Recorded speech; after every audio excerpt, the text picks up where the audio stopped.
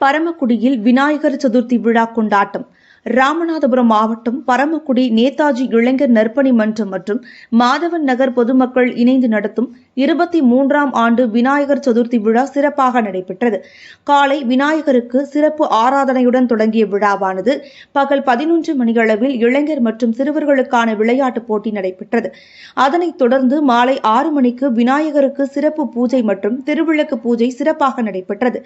இந்நிகழ்ச்சியில் நேதாஜி இளைஞர் நற்பணி மன்றம் மற்றும் மாதவன் நகர் பொதுமக்கள் கலந்து கொண்டு விழாவினை சிறப்பித்தனர். இவ்விழாவில் நகர்மன்ற உறுப்பினர் வடமலையான் சிறப்பு விருந்தினராக கலந்து கொண்டு விழாவினை சிறப்பித்தார். தொடர்ந்து நாகலிங்கம் தெரு மருதுபாண்டியர் நகரில் விநாயகர் சதுர்த்தி விழா சிறப்பாக நடைபெற்றது.